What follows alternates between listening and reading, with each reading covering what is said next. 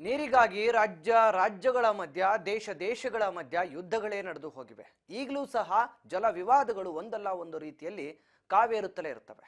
ಅಂತಹದೇ ರೀತಿಯ ನೂರಾರು ಹಳ್ಳಿಗಳ ಜೀವನಾಡಿಯಾಗಿದ್ದ ಕೆರೆಯ ನೀರನ್ನ ಅದೊಂದು ನಗರಕ್ಕೆ ಕುಡಿಯುವ ನೀರಿನ ಯೋಜನೆಗೆ ಮುಂದಾಗ್ತಿದ್ದಂತೆ ನೂರಾರು ಗ್ರಾಮಗಳ ಜನ ಬೀದಿಗಿಳಿದು ಹೋರಾಟಕ್ಕೆ ಮುಂದಾಗಿದ್ದಾರೆ. ಅದೆಲ್ಲಿ, ಅದ್ಯಾಕೆ, ಹೇಗಾಗ್ತಿದೆ ಅಂತೀರಾ? ಆ ಕುರಿತಾದ ಕಂಪ್ಲೀಟ್ ರಿಪೋರ್ಟ್ ಇಲ್ಲಿದೆ. ಹೀಗೆ ಕೆರೆ ನೀರು ಉಳಿಸಿಕೊಳ್ಳಲು ನೂರಾರು ಗ್ರಾಮಗಳ ಜನರು ಬಿರು ಬಿಸಿಲನ್ನ ಲೆಕ್ಕಿಸದೆ 16 ಕಿಲೋಮೀಟರ್ ದೂರ ಪಾದಯಾತ್ರೆ ಮಾಡುತ್ತಿರುವುದು ಚಿಕ್ಕಬಳ್ಳಾಪುರ ಜಿಲ್ಲೆ ಗೌರಿಬಿದನೂರು ತಾಲೂಕಿನ ಆಂಧ್ರ ಗಡಿ ಭಾಗದ ವಾಟದ ಹೊಸಹಳ್ಳಿ ಗ್ರಾಮದ ಬಳಿ. ಹೌದು, 400 ವರ್ಷಗಳ ಇತಿಹಾಸವಿರುವ ಗೌರಿಬಿದನೂರು ತಾಲೂಕಿನ ವಾಟದ ಹೊಸಹಳ್ಳಿ ಬಳಿ ಇರೋ ಸ್ವಚ್ಛಂದ ಆಮನಿ ಕೆರೆ ನೂರಾರು ಹಳ್ಳಿಗಳಿಗೆ ಜೀವನಾಡಿಯಾಗಿದೆ. ಈ ಜೀವನಾಡಿ ಕೆರೆಯ ನೀರನ್ನ ಗೌರಿಬಿದನೂರು ಶಾಸಕ ಪುಟ್ಟಸ್ವಾಮಿ ಗೌಡ ಅವರು ಯಾವಾಗ ಗೌರಿಬಿದನೂರು ನಗರಕ್ಕೆ ಕುಡಿಯುವ ನೀರಿನ ಯೋಜನೆಗೆ ಕೈ ಹಾಕಿದ್ದೇ ತಡ ಇಲ್ಲಿನ ರೈತರನ್ನ ಕೆರಳಿಸುವಂತೆ ಮಾಡಿದೆ.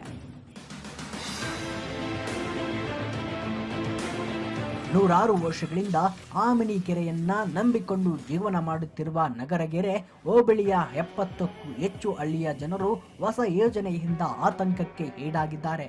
ಇದರಿಂದ ರೊಚ್ಚಿಗೆದ್ದ ಸಾವಿರಾರು ಜನ ಗ್ರಾಮಸ್ಥರು ಬೀದಿಗಿಳಿದು ಹೋರಾಟ ಮಾಡಿ ಹೆದ್ದಾರಿಯನ್ನ ತಡೆದು ಆಕ್ರೋಶ ವ್ಯಕ್ತಪಡಿಸಿದ್ದಾರೆ.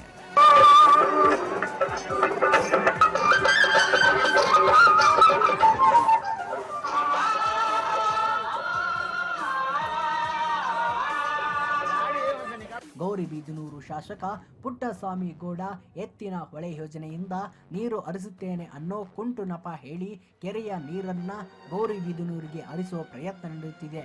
ಇದರಿಂದ ಇರೋ ಸ್ವಲ್ಪ ನೀರು ಖಾಲಿ ಆದ್ರೆ ಕೆರೆಯ ಕೆಳಭಾಗದಲ್ಲಿರೋ ನೂರಾರು ಹಳ್ಳಿಗಳು ಜಲಕ್ಷಾಮಕ್ಕೆ ಎದುರಿಸುವಂತಾಗುತ್ತದೆ. ದಯವಿಟ್ಟು ನಮ್ಮ ಕೆರೆಯ ನೀರನ್ನ ಕೊಡುವುದಿಲ್ಲ, ನಮ್ಮ ಕೆರೆ ನಮ್ಮ ಹಕ್ಕು ಅಂತ ಹೋರಾಟಗಾರರು ಪಟ್ಟು ಹಿಡಿದಿದ್ದು ಶಾಸಕ ಪುಟ್ಟಸ್ವಾಮಿ ಗೌಡ ವಿರುದ್ಧ ಆಕ್ರೋಶ ವ್ಯಕ್ತಪಡಿಸಿದ್ದಾರೆ.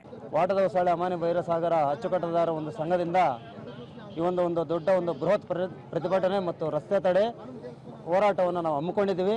ಈ ಹೋರಾಟ ಬೆಳಗಿನ 9 ಗಂಟೆಯಿಂದ ಈಗ 3 ಗಂಟೆವರೆಗೂ ನಿರಂತರವಾಗಿ ಸುಮಾರು 3,000 ಜನ, ಅದರಲ್ಲಿ ರೈತ ಮಹಿಳೆಯರಿದ್ದಾರೆ, ವಿದ್ಯಾರ್ಥಿ ಯುವಜನರಿದ್ದಾರೆ, ಎಲ್ಲ ಜನ ಸೇರಿಬಿಟ್ಟು ಇವತ್ತು ಎಲ್ಲ ರೈತರೆಲ್ಲ ಸೇರಿ ಇವತ್ತು ಒಂದು ಹೋರಾಟ ನಂಬ್ಕೊಂಡಿದ್ದೀವಿ.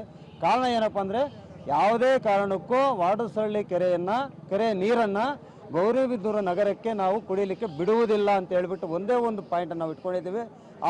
ಇವತ್ತು ಆ ಒಂದು ಹೋರಾಟ ಯಶಸ್ವಿಯಾಗಿದೆ. ನಮ್ಮ ಮನವಿಗೆ ಹೋಗೊಟ್ಟು ಮಾನ್ಯ ತಹಸೀಲ್ದಾರ್ ಅವರು ಮನವಿಯನ್ನು ತಗೊಂಡಿದ್ದಾರೆ. ಮನವಿಯನ್ನು ನಾವು ಸಂಬಂಧಪಟ್ಟ ಇಲಾಖೆ ಕಳಿಸಿದ್ದೀವಿ ಅಂತ ಹೇಳಿದ್ದಾರೆ. ಅತ್ತ ರೈತರು ಹೋರಾಟ ತೀವ್ರವಾಗುತ್ತಿದ್ದಂತೆ ಇತ್ತ ತಹಸೀಲ್ದಾರ್ ಮಹೇಶ್ ಪತ್ರಿ ಹಾಗೂ ಪೊಲೀಸ್ ಅಧಿಕಾರಿಗಳು ಸ್ಥಳಕ್ಕೆ ದೌಡಾಯಿಸಿದ್ದು ಹೋರಾಟಗಾರರ ಮನವೊಲಿಸುವ ಪ್ರಯತ್ನ ಮಾಡಿ ಹೋರಾಟವನ್ನ ಹಿಂಪಡೆಯುವಂತೆ ಮನವಿ ಮಾಡಿದ್ದಾರೆ.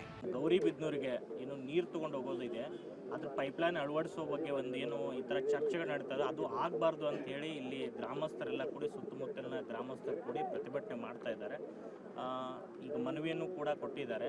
ತಾವೇನು ಮನವಿಗಳನ್ನು ಕೊಟ್ಟಿದ್ದೀರಾ, ನಾನು ಸಮುಚಿತ ಮಾರ್ಗದ ಮುಖಾಂತರ ತಾವು ಯಾರ್ಯಾರಿಗೆ ಅದನ್ನು ತಲುಪಿಸ್ಬೇಕಂತ ಬರೆದಾರೆ ಅದ್ರ ಮುಖಾಂತರ ನಾನು ತಲುಪಿಸ್ತೀನಿ.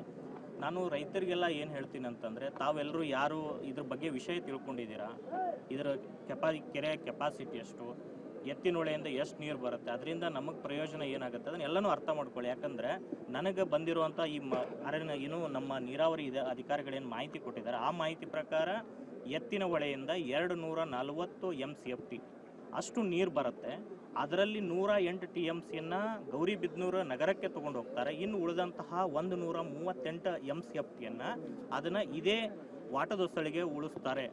ಈ ಹಿಂದೆ ನೀರಿಗಾಗಿ ರಾಜ್ಯ ದೇಶವನ್ನೇ ಗಮನ ಸೆಳೆದಿದ್ದ ಚಿಕ್ಕಬಳ್ಳಾಪುರ ಜಿಲ್ಲೆಯಲ್ಲಿ ಇದೀಗ ಕೆರೆಯ ನೀರಿನ ಉಳಿವಿಗಾಗಿ ದೊಡ್ಡ ಮಟ್ಟದ ಹೋರಾಟ ಮತ್ತೆ ಗಮನ ಸೆಳೆಯುತ್ತಿದೆ. ಶ್ರೀನಿವಾಸ್ ಸೇನ್, ರಾಜ್ ನ್ಯೂಸ್, ಚಿತ್ರದುರ್ಗ.